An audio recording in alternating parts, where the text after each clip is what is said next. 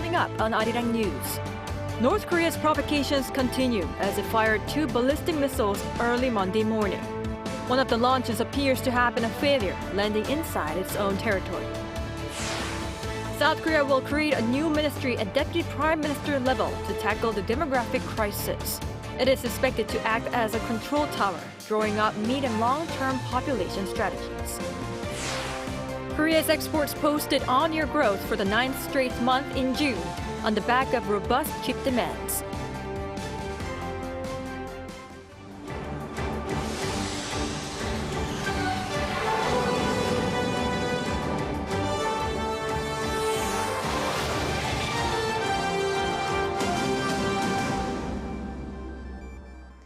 Good evening. Welcome to our 9 p.m. edition of Arirang News. I'm Kim Bo-kyung.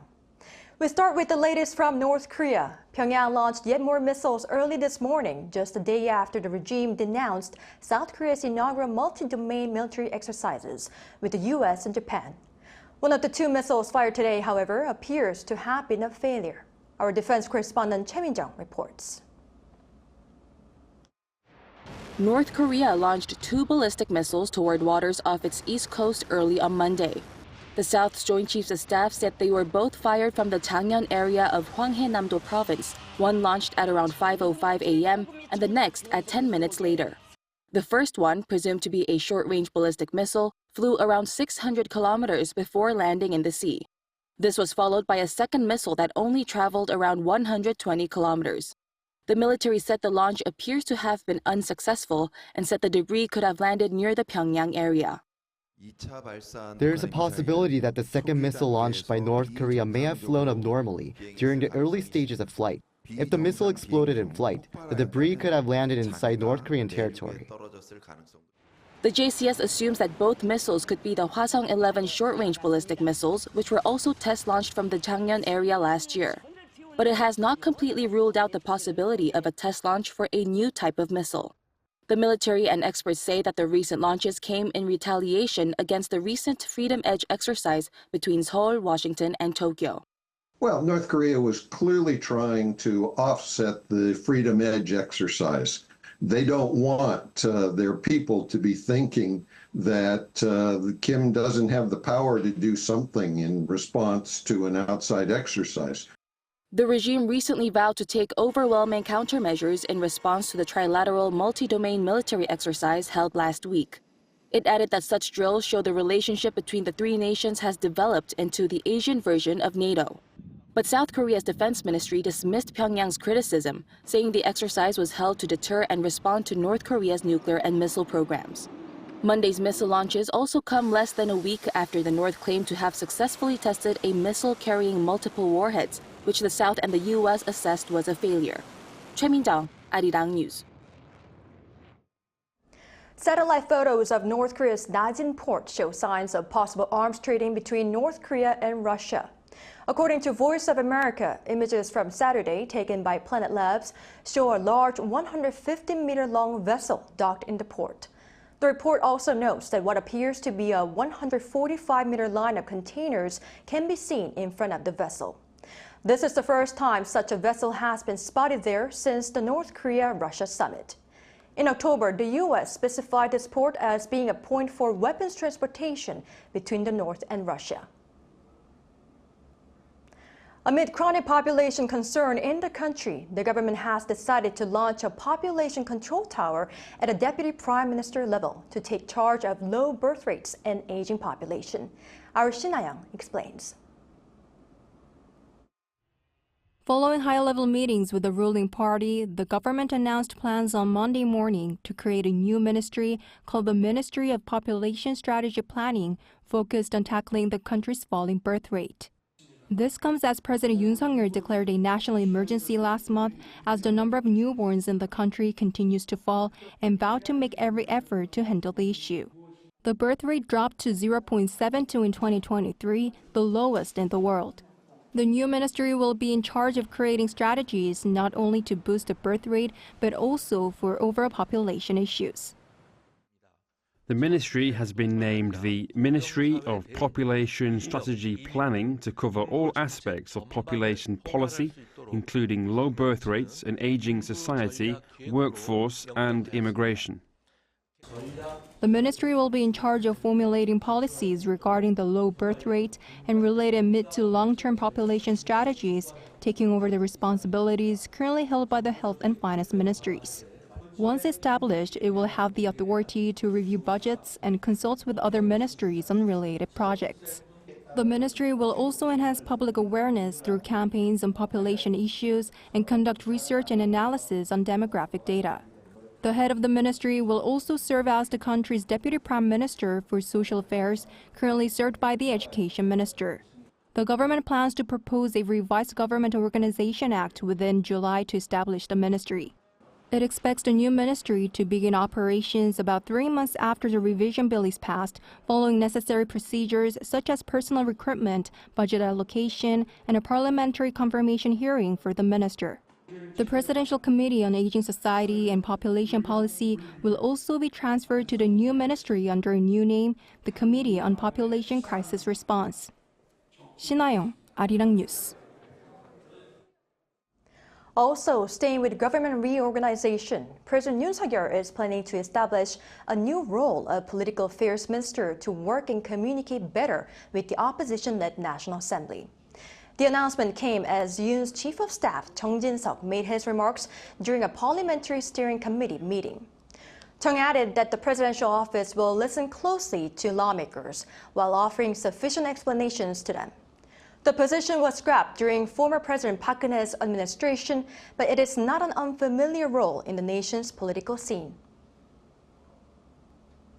Korea's exports continue to rally in June, increasing over 5%, bolstered by record-high semiconductor shipments. An Sung-jin has the latest. Amid robust performance in the semiconductor sector, South Korea is continuing to see on-year growth for exports. According to the Trade Ministry on Monday, exports for June increased by 5.1% compared to the year before, reaching $57 billion. That's the 9th straight month for on-year growth to be recorded. It's largely attributed to a strong performance by the chip industry, with the country's largest export item seeing a record high figure of $13.4 billion, up more than 50% on-year. Higher memory chip prices and demand from server-centered industries pulled up the growth. The chip sector's performance for the first half of the year saw an increase of almost 90% in memory chip exports. Prices and volume both went up. All 4 IT products out of 15 major export items, which also includes displays and computers, saw an on-year rise.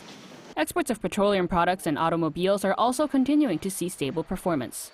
Outbound shipments to the United States and India reached a record high for any June, while exports to China also showed on-year growth for the 4th straight month. Exports to the ASEAN and Middle Eastern region rose as well. With strong exports, the country's trade balance stayed firmly in the positive territory, logging an $8 billion surplus compared to the year before. This is the largest trade balance since September 2020. On the back of continuing positive monthly exports, outbound shipments for the first half of 2024 also rose by nearly 10%. This led to the country's largest ever trade balance for the first of any year, totaling $23.1 billion.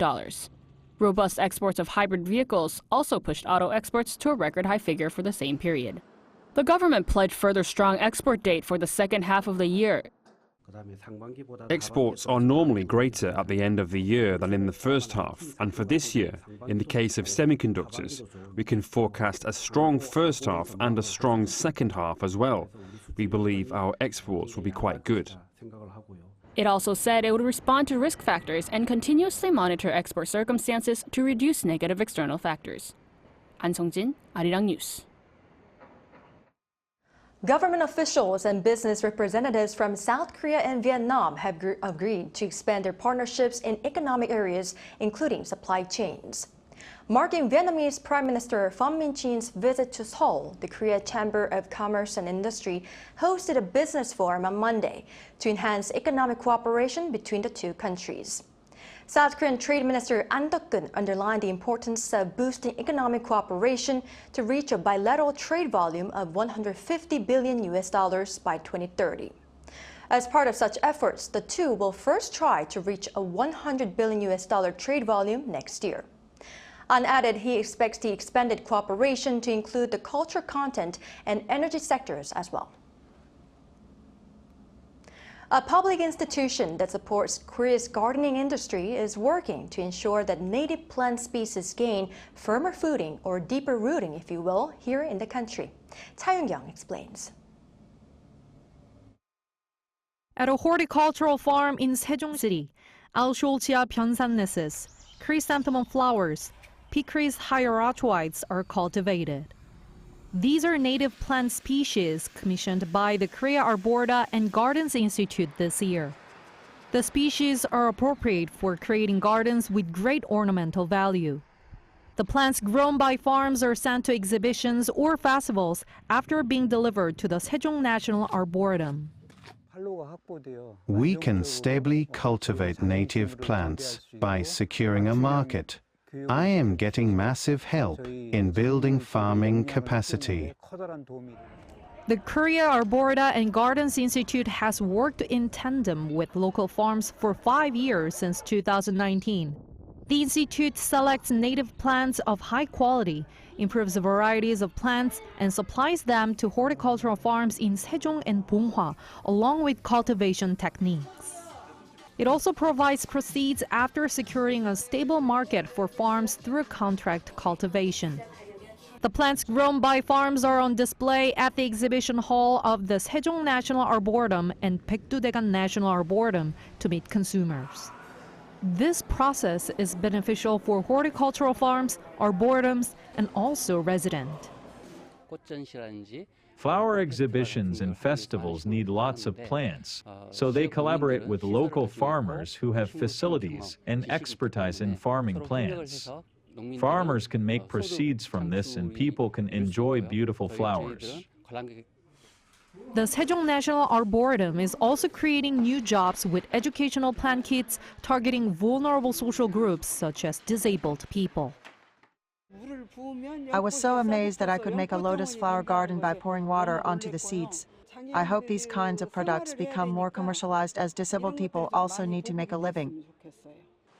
Meanwhile, the Korea Arborda and Gardens Institute has signed contracts with 73 farms, and the industry's output value hit more than $1.4 million, as well as more than $29 million for local festivals. Cha Young, Arirang News.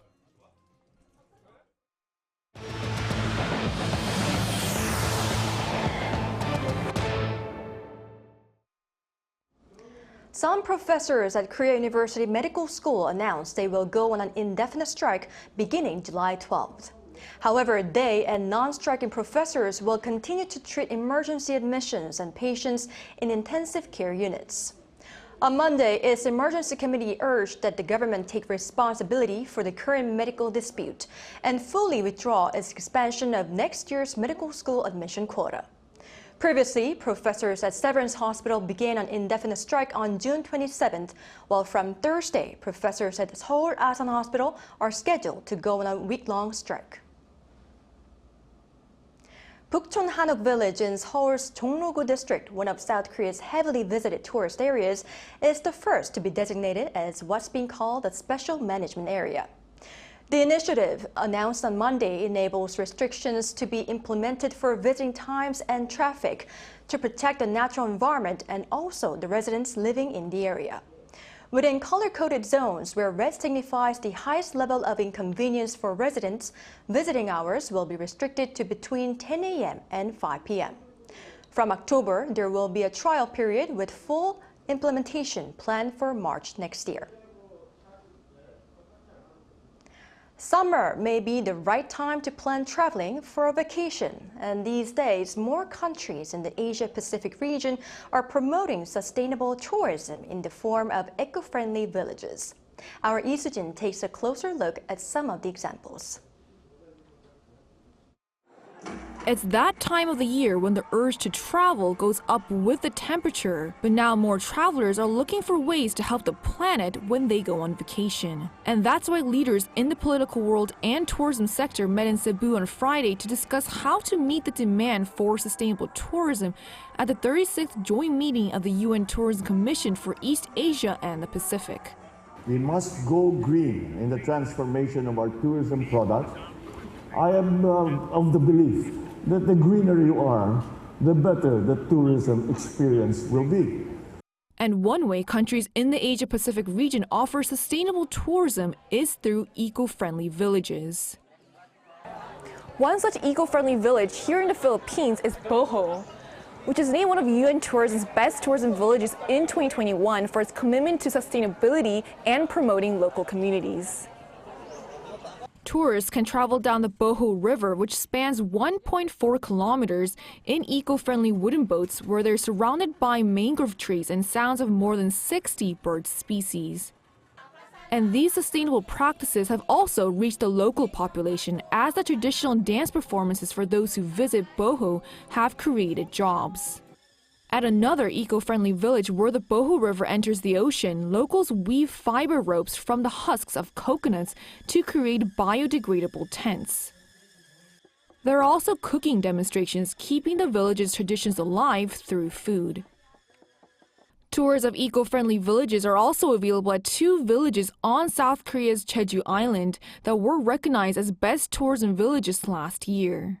Seoul Village keeps its local traditions alive by allowing tourists to experience the Hanyo culture. And this also provides a chance for the female divers to make extra income. Dongbek Village promotes local products made with camellias, from which the village got its name, to produce oil that is used to create various local dishes. And these tour options have wide-reaching positive effects. It is a huge contributor to the balance of payments, to income, and we see that through many programs that we have ourselves, like Tourism for Rural Development, where we have a lot of villages in Korea as well. She added that to keep the momentum of eco-friendly bilateral tourism going, countries will need to work together to ease visa regulations and increase air capacity. Lee Soo-jin, Arirang News, Cebu. Korea is actively seeking to create modern public spaces within its traditional Hanok architecture. Moon Hae-ryun shows us how. Wooden beams and distinctive roof tiles are some features of this library that are characteristic of a traditional Korean Hanok building. This small community library nestled in the middle of Seoul is part of the government's efforts to conserve the Hanok tradition by letting buildings do what they do best, being lived in and used by many. A key element of Hanok architecture is harmonizing with the natural surroundings. Here the doors are aligned to provide a direct open window from one side to the other. But libraries are built to protect books from the outdoors, not to become one with it. That's why this particular Hanok building only serves as the library's reading room, while the building holding all the books is located underground in a more modern setting. After years of grappling with a strict standard to define Hanok architecture, the Infrastructure Ministry has now decided to focus on a different angle for conserving traditions, adapting traditions to fit uses and experiences in the present day. We thought it was important to integrate this building into modern everyday life instead of just maintaining this traditional structure, which is why this building has modern lifestyle building aspects such as elevators. A more famous example of a traditional Hanok-style building adapted for contemporary use is Cheongwade, or the Blue House, which was formerly used as the presidential office and residence. Since its opening to the public in 2022 following President Yoon Suk-yeol's relocation, more than 5.8 million visitors have come to visit the compound. The main building boasts the traditional roof tiles in blue, which gives it its name, with the underside patterns also in the same hue, a unique feature as these patterns typically contain bright colors such as red. The interior reflects much of the authentic style with wooden beams for the ceiling and window frames and breathable hanji, traditional Korean paper, on the walls. With the surrounding gardens called Nokjiwon home to more than 120 variety of trees, setting the lateral landscape where Hanok buildings are best suited. Repurposing old buildings into new means that they are able to maintain the history of the original, which is important as places often reflect lifestyles of the people who use them. This whole museum of craft art was once a royal palace and then a high school for girls. Royalty, students, and now young children have walked these grounds. The architects tried to portray how memories can also be built like a building. So the building that was originally going to be demolished has been kept, with the observation platform still intact. In the ever-changing cityscape, conservation of traditional architecture will be more than just maintaining the physical characteristics of the building. Making it accessible and easy for the public to use will be the goal going forward. Moon Hae-ryun, Arirang News. Over in France, the far-right National Rally Party in France made a clean sweep, reaching 33% of the national vote in the first round of parliamentary elections. The Interior Ministry said on Sunday that the far-right National Rally Party led the first round of France's elections, while the left-wing New Popular Front came in second with 28%. According to results published by the ministry on Monday, President Emmanuel Macron's Ensemble Alliance, including the Renaissance Party, suffered a huge defeat, falling to third with 20%. Turnout for the first round appeared to be 66.7%, higher than the election in 2022.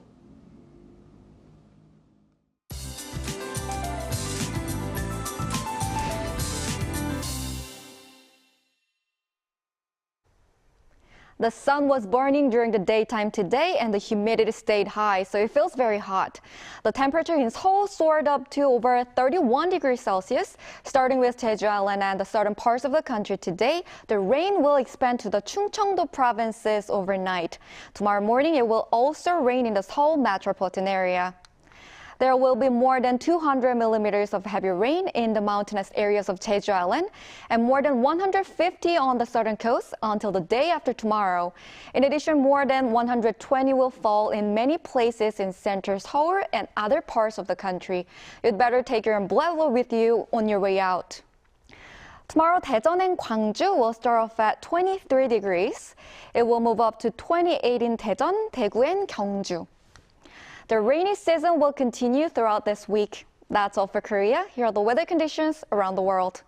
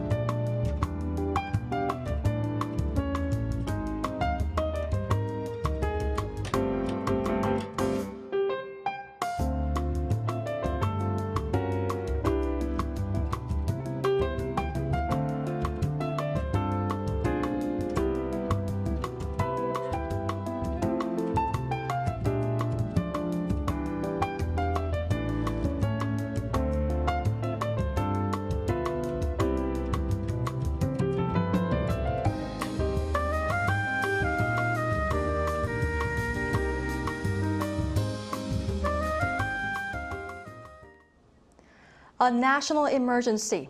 That is how the president put the demographic crisis South Korea is suffering from.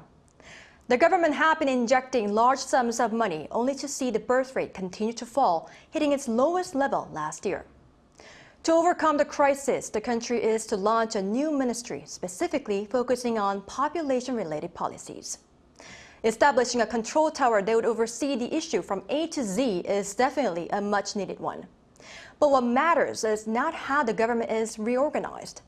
It is how policies are rethought to actually meet couples' needs and to let them believe South Korea can offer a genuine childbearing environment. That is all for today. Thank you for watching.